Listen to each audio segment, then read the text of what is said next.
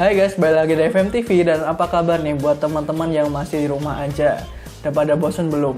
Buat yang lagi WFH juga gimana? Ngantuk gak sih kerja di rumah? Nah makanya pada video kali ini aku akan mereview sebuah gadget yang mungkin akan bisa menemani kalian ketika lagi di rumah aja. Yaitu ini dia, Viata Airboom Prime. Karena ya menurutku kalau lagi di rumah aja, lagi WFH itu gampang ngantuk dan gampang bosen teman-teman. Aku sendiri kalau lagi ngantuk itu minum ini teman-teman, Kopiko 78 yang varian rasa coffee latte.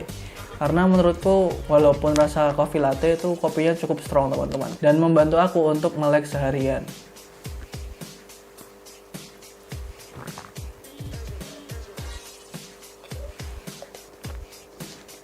Oke deh, langsung aja kita mulai reviewnya. Oke guys, ini dia kemasannya.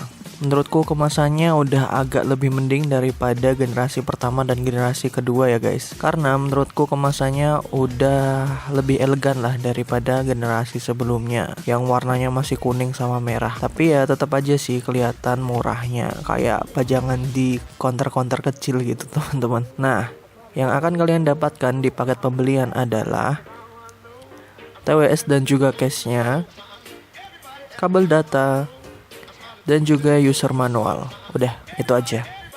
Oke guys, itu tadi unboxingnya. Sekarang yang pertama adalah build quality-nya teman-teman.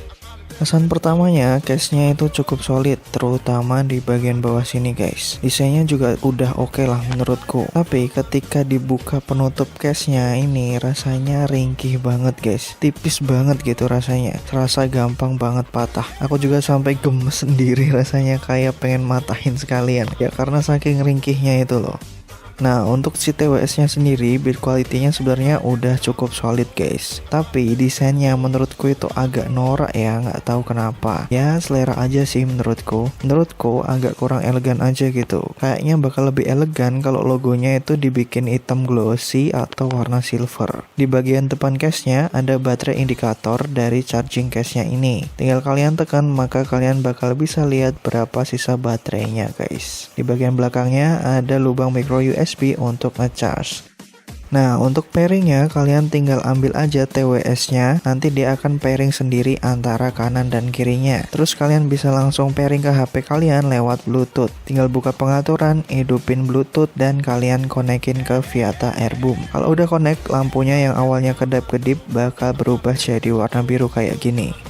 TWS ini punya beberapa fitur guys, yaitu udah menggunakan Bluetooth 5.0 yang diklaim bakal lebih irit baterai dan range-nya bisa 8-10 meter. TWS ini juga dilengkapi touch sensor. Kalian bisa tap 1 kali untuk play dan pause, terus tap 2 kali untuk next playlist, dan tap selama 5 detik kurang lebih untuk menghidupkan atau mematikan TWS ini.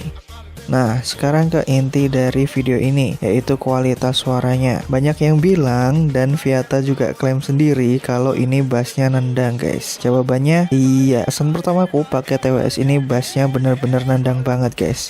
Berasa kayak langsung menjalar gitu ke kepala. Buat aku dengan kuping orang normal dan suka sama bass yang nendang, ini enak guys suaranya. Karena suaranya menurutku lebih masuk ke dalam telinga kita aja. Nah, aku udah coba tes buat dengerin beberapa lagu guys. Aku coba buat dengerin lagu soundtracknya Naruto yang Haruka Kanata. Ya, kalian bisa cari sendirilah kalau kalian nggak tahu. Pasti kalian tahu kalau denger soundtracknya. Nah, dengan musik yang lumayan ngerok dan juga bass dan drumnya yang cukup menonjol, ini enak guys ketika aku pakai buat dengerin ini. Berasa banget gitu suara bandnya, jadi enak lah. Jadi buat kalian yang mau ngewibu, ya bisa pakai ini.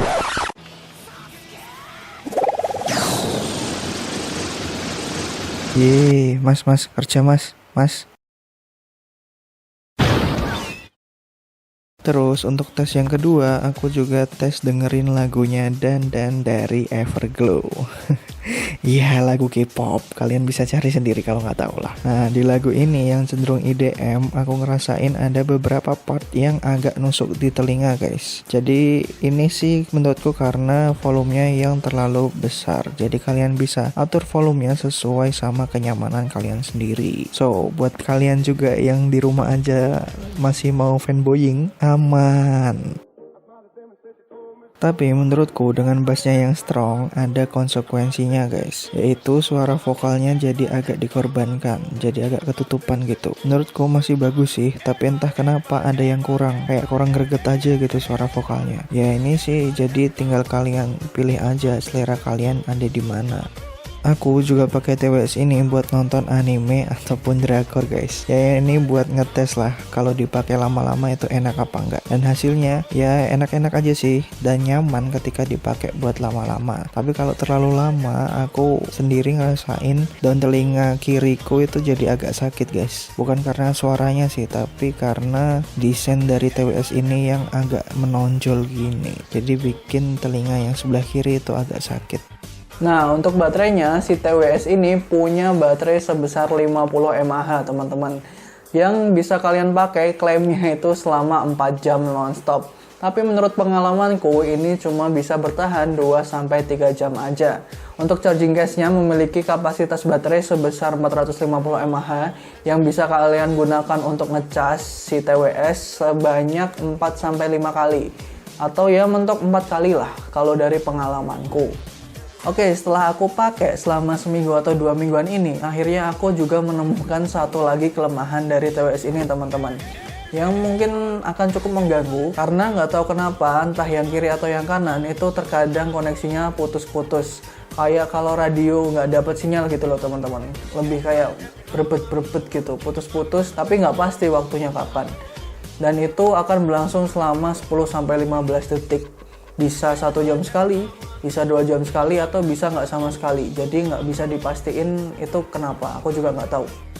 Oke sih, itu aja reviewnya teman-teman. Gimana menurut kalian? Kalau menurutku ya, untuk harganya ini sendiri, harganya itu 200.000 pas waktu aku beli. Dan itu lagi promo Tokopedia. Ya menurutku dengan segala kelebihan dan kelemahannya, menurutku ini masih worth it. Entah kenapa dengan kelemahannya yang tadi aku sebutin, aku masih bisa memaafkan TWS ini. Karena menurutku kualitas suaranya itu bagus dan enak di harga 200 ribuan. Tapi ya kembali lagi ke kalian dan selera kalian masing-masing. Kalau aku sih suka sama TWS ini. Itu aja teman-teman video untuk hari ini.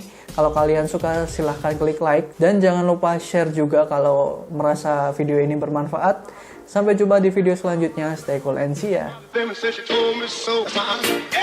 ask me how I know. I smiled at them and said she told me so.